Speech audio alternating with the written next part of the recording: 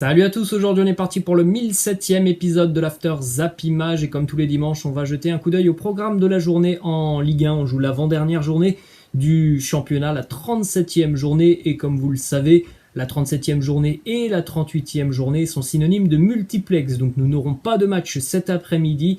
Tous les matchs seront diffusés et débuteront ce soir à 21h avec des matchs importants dans la course au titre, des matchs importants dans la course à l'Europe et puis aussi en bas de tableau des matchs très importants dans la course au maintien. Ce soir 21h nous aurons donc Bordeaux Lens, le match aussi pour Nantes, match très important pour les Canaries en bas de tableau. Les Nantais seront du côté de Dijon. Lille recevra l'AS Saint-Etienne, Lorient recevra Metz, Marseille recevra Angers, Monaco-Rennes, un duel d'équipes ambitieuses en cette fin de saison. On aura aussi Montpellier-Brest, Nice-Strasbourg, Nîmes-Lyon. Et puis pour le Paris Saint-Germain, ça sera la réception du Stade de Reims. D'ailleurs, du côté de Paris, une déclaration de Mauricio Pochettino qui nous dit « Ce sont des matchs qui marquent la saison. Si tous les matchs sont importants, cela détermine si on gagne des titres ou pas. » Les joueurs aussi le ressentent, donc Mauricio Pochettino sent la concentration et ressent l'envie et l'ambition de son équipe de bien terminer cette saison. C'est plutôt une bonne nouvelle.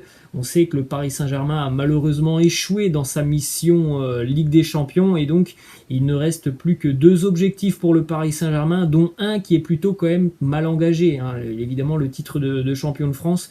Il tend les mains au LOSC à l'heure actuelle, donc pour le Paris Saint-Germain, l'objectif, on va dire, le plus plausible, ça serait donc la Coupe de France mercredi face à l'AS Monaco, et pourtant, ça sera un match très compliqué, puisque l'AS Monaco, c'est quand même l'une des rares équipes cette saison qui a battu le Paris Saint-Germain deux fois en Ligue 1, donc c'est une dernière semaine de compétition qui va être très importante du côté de Paris pour au moins aller chercher un titre sur cette année. Ensuite, du côté donc du Paris Saint-Germain toujours, petite info qui concerne Mauro Icardi qui a déjà fait part aux dirigeants parisiens de son intention de quitter le Paris Saint-Germain sur le mercato estival. Ses agents travaillent actuellement pour lui trouver une nouvelle équipe du côté de Paris. Financièrement, on ne va pas s'y retrouver sur le dossier Mauro Icardi, puisqu'Icardi a été recruté pour en gros 50 millions d'euros et à l'heure actuelle, sa valeur elle est estimée entre 35 et 40 millions d'euros. En revanche, pour le Paris Saint-Germain, un départ de Mauro Icardi serait synonyme d'une grosse économie au niveau du salaire. C'est 10 millions d'euros annuels pour Icardi. Une économie de la sorte pourrait permettre au Paris Saint-Germain de boucler quelques dossiers importants sur le mercato. Ensuite, les amis, on va ouvrir une page Ligue 2 puisque le championnat de Ligue 2 a rendu son verdict hier. Déjà, on fait un petit point sur les résultats donc, de cette 38e et dernière journée de Ligue 2. La victoire de Caen face à Clermont, 2-1. On en reparlera parce qu'elle était très importante, cette victoire de Caen. Le match nul entre Dunkerque et Toulouse, 3-3. La victoire de Grenoble, 1-0 face à Rodez. La défaite du leader et champion troyen du côté du Havre, 3-2. La victoire de Guingamp du côté de Niort, 2-0. La victoire du Paris FC, 3-0 face à Chambly. La victoire aussi pour la JOCR du côté de Sochaux sur le score de 3-2. On jette un coup d'œil au classement donc de la Ligue 2 et l'Estac finit donc champion de France de Ligue 2 et sera accompagné en Ligue 1 par le Clermont Foot Auvergne. Première montée pour les Auvergnats en Ligue 1. Ça sera une grande première pour le club clermontois d'évoluer en Ligue 1 l'année prochaine. On regarde maintenant les places qualificatives pour les barrages. Donc Toulouse termine 3e et aura donc un match en moins par rapport à Grenoble et au Paris Football Club qui vont s'affronter donc en barrage. Et puis en bas de tableau, donc on a Châteauroux qui était d'ores et déjà relégué. Chambly va retourner en national. 18e et barragiste Niort et 17e. Ils se sont sauvés à la 92e minute. Le Stade Malherbe de Caen grâce à un but sur penalty inscrit à la 92e minute alors qu'il y avait 2 minutes de temps additionnel. Penalty inscrit par Benjamin Janot alors que le Stade Malherbe menait pourtant 1-0 face à Clermont jusqu'à la 88e minute. Le meilleur buteur de Ligue 2, Mohamed Bayo, a égalisé à la 89e. Les Canets étaient tout simplement dans l'obligation de s'imposer pour aller chercher leur maintien. Ils l'ont fait donc à la 92e minute. Scénario complètement fou hier du côté de Michel Dornano. En plus de ça, le Stade Malherbe a joué plus d'une mi-temps à 10 contre 11. Ensuite, on continue avec les statistiques du meilleur buteur de Ligue 2, Mohamed Bayo, l'attaquant clermontois. Une grosse saison pour lui, qui est passé de Dunkerque à Clermont cette année, et il a franchi cette belle étape d'une très belle manière. 38 matchs, 22 buts, 7 passes décisives. Bravo au Clermont Foot, bravo aux hommes de Pascal Gastien, qui ont été vraiment très agréables à suivre cette année. 3e meilleure attaque de Ligue 2, meilleure défense. Bref, c'était vraiment un pur régal de voir jouer le Clermont Foot cette année, avec notamment des joueurs comme Bayo, Alevina, Johan Gastien. Bref, il y avait quand même pas mal de qualité du côté du Clermont Foot. Ensuite, une petite info qui concerne le barrage entre le 3e de National et le 18e de Ligue 2. Le 3e de National, c'est Villefranche qui a terminé 3e. Donc match mercredi à Villefranche, où Villefranche recevra Niort. Match retour samedi du côté de Niort. Direction l'Espagne maintenant, avec la liste des joueurs retenus par Zinedine Zidane pour le déplacement des Merengues cet après-midi du côté de Bilbao. Donc il y a encore une fois, comme d'habitude, des absents du côté du Real Madrid, mais voilà, on les connaît depuis quelques jours, voire quelques semaines. En revanche, il y a un nom qui s'est rajouté à cette liste des absents. Cas contact Covid, très mauvaise nouvelle. Tony Kroos ne sera pas du déplacement cet après-midi du côté de Bilbao. Ensuite, info qui a été repris par RMC Sport. Zinedine Zidane a décidé de quitter le Real Madrid en fin de saison. Il l'aurait même d'ores et déjà annoncé auprès de ses joueurs hier en conférence de presse. Zinedine Zidane a répondu aux questions des journalistes par rapport notamment à cette déclaration qui date d'il y a une grosse semaine, où Zinedine Zidane avait annoncé qu'il allait faciliter les choses pour le club en fin de saison. On a cette décla de Zinedine Zidane qui lui dit « Moi, je fais toujours les choses à fond, et il y a des moments où il faut changer, mais pour tout le monde, pas seulement pour moi, pour le bien des joueurs, du club, des personnes. Les choses sont comme ça, il y a des moments où vous devez être là, et d'autres moments où vous devez partir pour le bien de tous. » Il ne le dit pas officiellement, mais on a quand même bien l'impression que Zinedine Zidane va quitter le Real Madrid en fin de saison. On enchaîne cette fois-ci du côté de Barcelone avec une info financière sur le sponsor du Barça, à savoir le sponsor Rakuten. Eh bien, à l'heure actuelle, le président catalan Joan Laporta cherche un nouveau sponsor pour le Barça, puisque Rakuten n'a plus qu'un an de contrat avec le Barça. Rakuten, ça rapporte quand même 180 millions d'euros annuels pour le Barça. Donc évidemment, c'est important pour Joan Laporta de trouver un nouveau sponsor qui soit capable d'apporter au moins ces 180 millions d'euros pour le club. Ensuite, on a 2 déclarations d'un ex-joueur du Barça, Luis Suarez, qui a toujours du mal à digérer son départ de Barcelone. Il nous dit: l'année dernière, j'ai reçu beaucoup de critiques. Ils ont dit que je n'avais plus le niveau pour rivaliser dans les grands matchs. Cela a créé pour moi un grand défi d'un point de vue personnel pour montrer que je fais partie de l'élite du football. Ensuite, il nous parle de l'Atlético Madrid. Il nous dit: je ne regrette absolument pas d'être venu ici à l'Atlético. Quand une porte se ferme, cette plus grande s'ouvre à vous. L'Atlético, c'est une grande famille. Personne ne pense qu'il est meilleur que quiconque.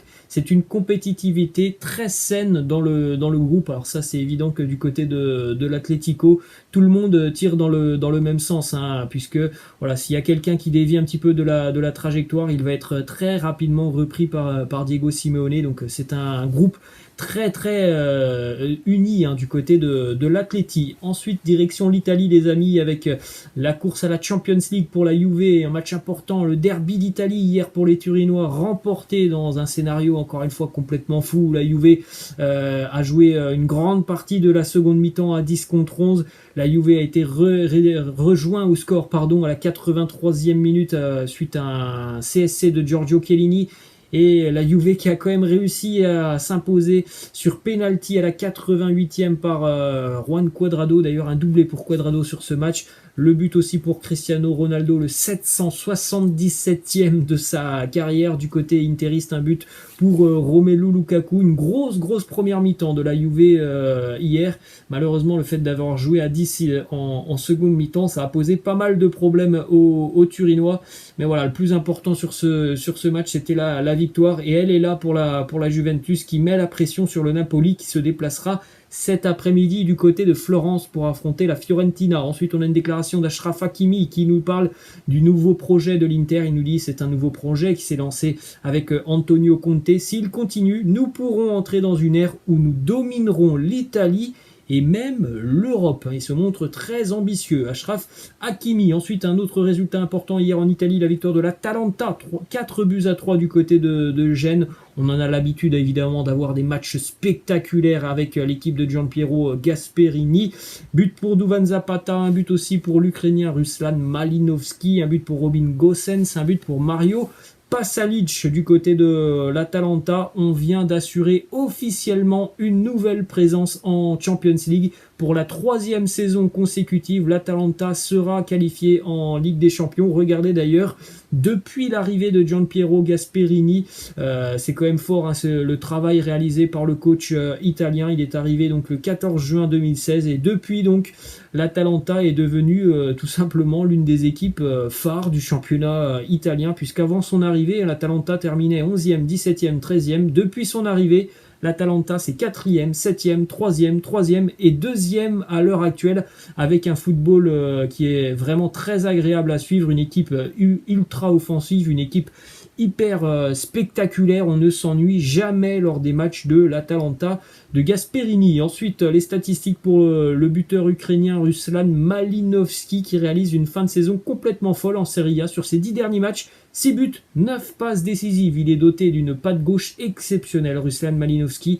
Il est capable vraiment d'envoyer des missiles. Hein. C'est un très très bon tireur de loin. Hein. En dehors de la surface de réparation, il est vraiment capable de déclencher des frappes hyper lourdes. Ensuite, du côté de la capitale romaine, c'était le derby hier entre la Roma et la Lazio. Victoire pour la Roma sur le score de 2-0 avec un but pour Henrik Mkhitaryan, un but aussi pour Pedro. Donc la Roma fait un grand pas vers la qualification en Europa League. En ce qui concerne la Lazio, eh bien c'en est terminé des espoirs de Ligue des Champions pour les Laziales qui joueront l'Europa League l'année prochaine. Ensuite, direction l'Angleterre maintenant les amis, avec la finale de la FA Cup hier, finale entre Chelsea et Leicester, et c'est Leicester qui s'est imposé 1-0 avec l'unique tir cadré de la rencontre pour Youri Tielemans, un véritable missile de 25 mètres de la part de l'ancien monégasque qui est allé se loger sous la barre de Arrizabalaga. Leicester a été plutôt dominé sur cette rencontre, mais voilà, les Blues n'ont pas eu moult occasions hein, sur cette rencontre. Petite info sur cette victoire en FA Cup pour Leicester, c'était la 5e fois que les Foxes atteignaient la finale, et c'est donc la première fois qu'ils la remportent, hein, puisque sur les 4 dernières fois ils étaient allés en finale, eh bien ils avaient perdu ces 4 matchs. Le conte de fées continue pour les Foxes de Leicester après avoir remporté le titre de champion d'Angleterre en 2016-2021. C'est la FA Cup. Alors évidemment, c'est pas la même chose de remporter un titre de champion qu'une FA Cup, mais on parle quand même d'un championnat anglais où il y a des monstres, hein, tout simplement, avec les équipes de Manchester, du côté de Liverpool, les équipes londoniennes. Donc voir Leicester réaliser quand même en 5 ans un titre de champion d'Angleterre et puis une FA Cup, c'est quand même quelque chose d'incroyable, hein, parce que c'est quand même très très rare de voir des équipes hors du top 5 ou 6 des grosses écuries anglaises remporter des trophées en Angleterre. On enchaîne les amis avec cette petite info qui concerne Jamie Vardy, hein, qui est resté fidèle à Leicester depuis de nombreuses années. Eh bien, Jamie Vardy a participé aux 13 tours de la FA Cup au cours de sa carrière. Alors évidemment, pas du côté de Leicester, hein, puisque la FA Cup c'est l'équivalent de la Coupe de France chez nous.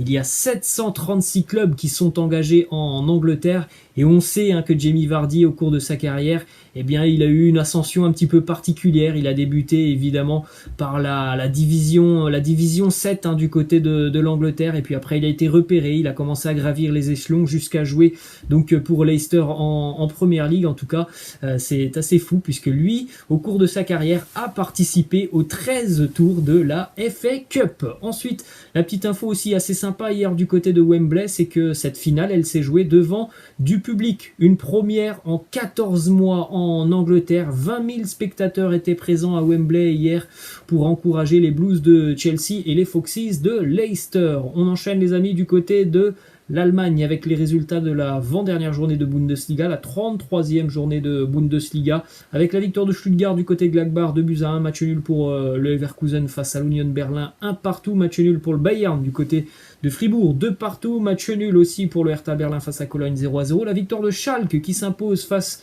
à l'Eintracht Francfort, 4-3 d'ailleurs, hein, c'est une très mauvaise opération pour l'Eintracht Francfort, victoire d'Augsbourg, 2-0 face au Werder.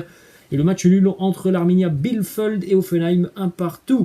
On a une petite info qui concerne Erling Haaland qui aurait adopté le même régime alimentaire très strict à la base de poissons.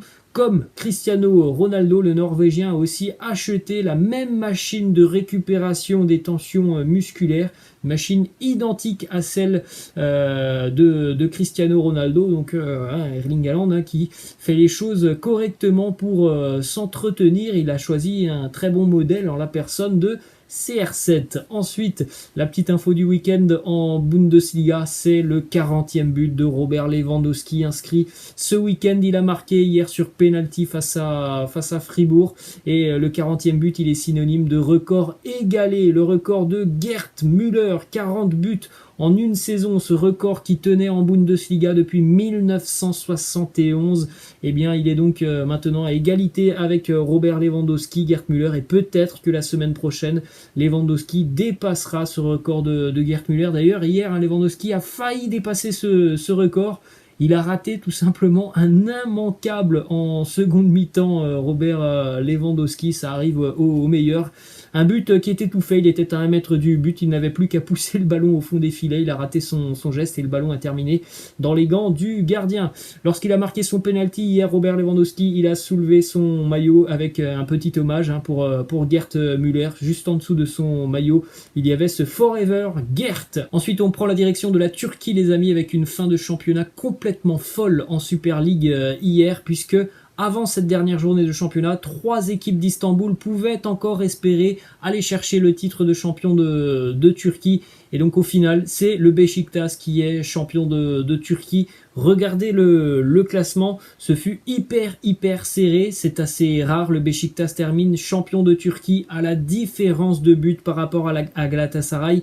Et cette différence de but, elle n'est seulement que d'un but favorable au Beşiktaş. Hier, scénario complètement fou dans toutes ces rencontres, puisqu'à la mi-temps, aucune de ces 3 équipes d'Istanbul ne menait. On a eu des scénarios complètement fous en seconde mi-temps, avec notamment pour Galatasaray, la victoire à la 99e minute. Bref, il y a eu des scénarios complètement fous hier en Turquie. On regarde ce petit scénario aussi complètement dingue entre le Beşiktaş et Galatasaray. Un cas complètement rarissime en Super League. Ils ont terminé à égalité au niveau des points en confrontation directe, à la différence de but en confrontation directe et au but inscrit en confrontation directe. Égalité parfaite entre le Beşiktaş et Galatasaray. C'est donc la différence de but particulière qui a désigné Beşiktaş comme champion de Turquie, avec ce petit but de plus par rapport à Galatasaray. Une petite info qui concerne l'ancien lyonnais Rachid Ghezal, buteur hier sur penalty en seconde mi-temps. C'est lui qui a donc offert le but du titre à Beşiktaş. Une année exceptionnelle pour Rachid Ghezal, qui a tout simplement été le joueur le plus décisif de la Super League turque, auteur de 8 buts et 17 passes décisives pour l'un des grands artisans du titre de Beşiktaş. Ensuite, une petite info du côté de l'Écosse. Les Rangers sont donc champions, ça on le savait depuis quasiment 2 mois, mais surtout les Rangers n'ont perdu aucun match cette année au niveau de la Scottish Premier League. 32 victoires, 6 nuls, 102 points pour les Rangers de Steven Gerrard, seulement 13 buts encaissés en 38 matchs, des statistiques complètement folles pour Steven Gerrard. On va terminer les amis avec cette petite info qui concerne Zlatan Ibrahimovic. Malheureusement, très mauvaise nouvelle pour Zlatan, puisqu'il ne participera pas à l'Euro. Il a déclaré forfait après sa blessure lors du match entre la Juve et le Milan, blessure au niveau du genou. C'est une grosse entorse au niveau du genou et malheureusement il ne pourra pas être présent à l'Euro avec la sélection suédoise. Voilà les amis, la fin de cet After Zapima. J'espère que ça vous a plu. N'hésitez pas comme d'habitude à lâcher un petit pouce bleu. Je vous laisse, je vous dis à la prochaine. Ciao.